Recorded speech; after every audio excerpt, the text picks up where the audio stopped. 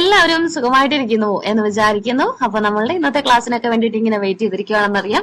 എല്ലാവരും ക്ലാസ്സുകൾ കാണുന്നു, ഇഷ്ടപ്പെടുന്നു, അതിലുപരി നിങ്ങൾക്ക് മനസ്സിലാവുന്നു എന്നൊക്കെ അറിയുമ്പോൾ ഒത്തിരി സന്തോഷമുണ്ട്.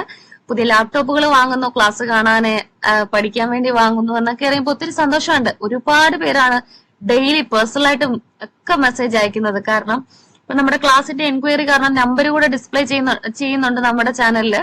അതിനകത്തെ പോസ്റ്റുകളിലൊക്കെ നോക്കി കാണാൻ പറ്റും. അപ്പൊ നമ്പർ കൂടെ ഉള്ളതുകൊണ്ട് ഒരുപാട് പേരാണ് അവരുടെ സന്തോഷങ്ങൾ അറിയിക്കാനായിട്ട് വിളിക്കുന്നത്. അപ്പം എല്ലാവരുടെയും ഇങ്ങനെ നമുക്ക് അതിനകത്ത് കാണിക്കാൻ പറ്റുന്നില്ല, കാരണം അത്രത്തോളം പേരാണ് കോണ്ടാക്ട് ചെയ്യുന്നത്. അപ്പൊ എല്ലാവരുടെയും ഈ ഒരു സ്നേഹത്തിനും സന്തോഷത്തിനും എല്ലാം ഒത്തിരി സന്തോഷമുണ്ട്. ഇന്നത്തെ നമ്മുടെ ക്ലാസ് എന്ന് പറഞ്ഞാല് MS വേർഡിലെ റിവ്യൂ ടാബിലെ കുറച്ച് കാര്യങ്ങളാണ് പറയാനായിട്ട് പോകുന്നത്. അപ്പൊ എല്ലാവർക്കും യൂസ്ഫുൾ ആവുന്ന കുറച്ച് കാര്യങ്ങളാണ്. അപ്പൊ ക്ലാസ്സുകൾ കാണുക. പുതുതായിട്ട് ആരെങ്കിലും നമ്മളുടെ ചാനൽ കാണുന്നുണ്ടെങ്കിൽ വെൽക്കം ടു യുവർ ഫാമിലി. നമ്മളുടെ വീഡിയോസ് ഒക്കെ കാണുക, തീർച്ചയായിട്ടും നിങ്ങൾക്ക് ഇഷ്ടപ്പെടും. നിങ്ങൾക്ക് ഇഷ്ടപ്പെടുകയാണെങ്കിൽ മാത്രം നിങ്ങളുടെ ഫ്രണ്ട്സിനും കമ്പ്യൂട്ടർ പഠിക്കാൻ ആഗ്രഹിക്കുന്ന സുഹൃത്തുക്കൾക്കും അങ്ങനെ എല്ലാവർക്കും അയച്ചു കൊടുക്കുക. എന്നിട്ട് വേണം നമ്മളുടെ ഫാമിലി ഒന്ന് പെട്ടെന്ന് 100K അപ്പൊ വേറെ വിശേഷമൊന്നുമില്ല. നമുക്കപ്പോ ഇന്നത്തെ ക്ലാസ്സിലേക്ക് കടക്കാം. സോ എല്ലാവർക്കും നമ്മളുടെ ഇന്നത്തെ ക്ലാസ്സിലേക്ക് സ്വാഗതം. ഇന്നത്തെ ക്ലാസ്സിൽ നമ്മൾ പറയാൻ പോകുന്നത് റിവ്യൂ ടാബിലെ കഴിഞ്ഞ ക്ലാസ്സിൽ പഠിച്ചതിന്റെ ബാക്കി കുറച്ച് കാര്യങ്ങളാണ്. അപ്പൊ എല്ലാ കാര്യങ്ങളും നമുക്ക് പഠിക്കേണ്ടതായിട്ടില്ല. അതിനകത്തെ വളരെ പ്രധാനപ്പെട്ട കുറച്ച് കാര്യങ്ങളുണ്ട്. നമ്മൾ ജസ്റ്റ് അത് അറിഞ്ഞിരുന്നാൽ മാത്രം മതി. അപ്പൊ അതിനകത്തെ കാര്യങ്ങളാണ് ഇന്ന് പറയാനായിട്ട് പോകുന്നത്.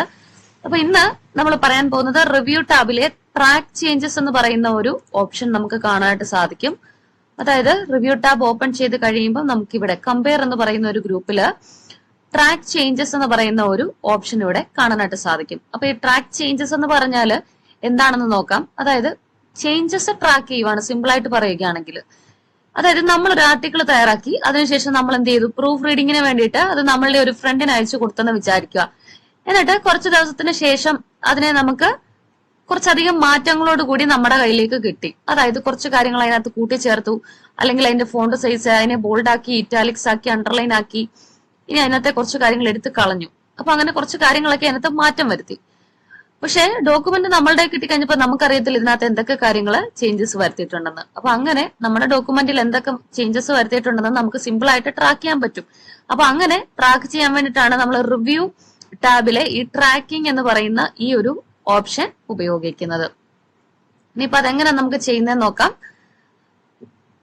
അതിനു വേണ്ടിയിട്ട് നമ്മൾ ഇവിടെ ഒരു ഡോക്യുമെന്റ് എടുത്തിട്ടുണ്ട്.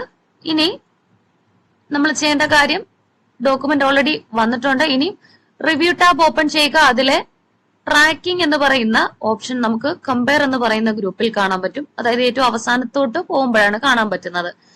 അപ്പോൾ ഇതിൽ നിന്നും ഈ ട്രാക്കിംഗ് എന്ന് പറയുന്നത് ഒന്ന് സെലക്ട് ചെയ്യുക. അതായത് ജസ്റ്റ് അതിലൊന്ന് ക്ലിക്ക് ചെയ്യുക. ക്ലിക്ക് ചെയ്ത് കഴിയുമ്പോൾ നമുക്ക് ട്രാക്കിംഗ് എന്നുള്ളത് ഓൺ ആയിട്ട് വരും.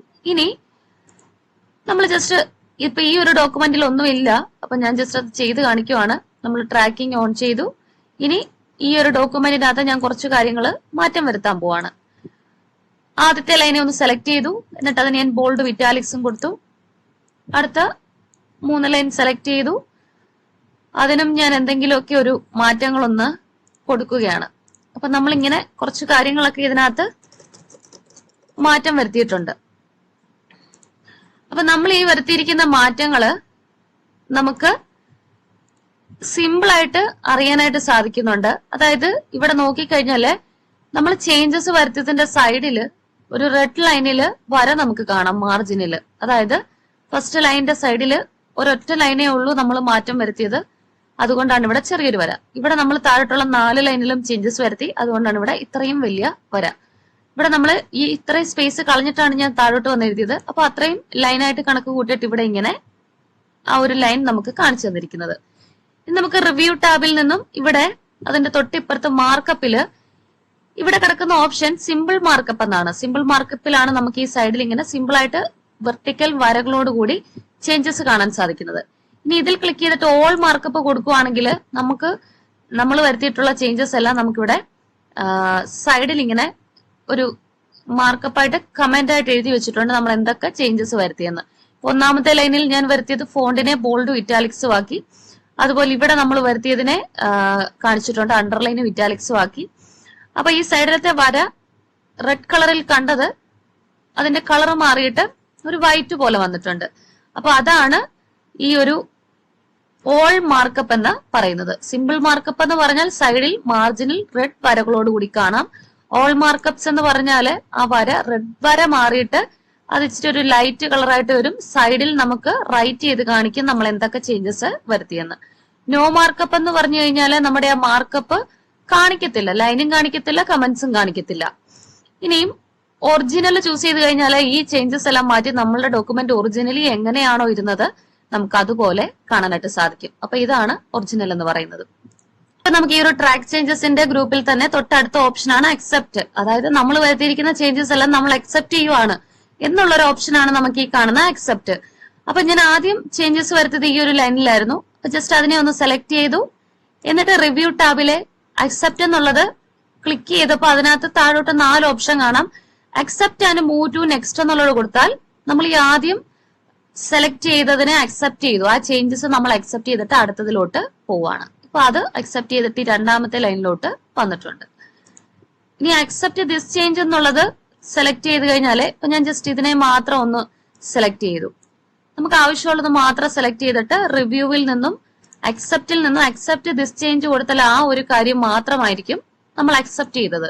ഇനി അക്സെപ്റ്റ് ഓൾ ചേഞ്ചസ് കൊടുത്തു കഴിഞ്ഞാൽ നമ്മൾ ഇതിനകത്തുള്ള എല്ലാ ചേഞ്ചസും അക്സെപ്റ്റ് ചെയ്തെന്നാണ്. Then accept all changes and stop tracking എന്ന് പറഞ്ഞാല് നമ്മൾ ഇതെല്ലാം അക്സെപ്റ്റ് ചെയ്തു, ആ ഒരു ട്രാക്കിങ്ങും അവിടെ സ്റ്റോപ്പ് ആവുകയാണ്.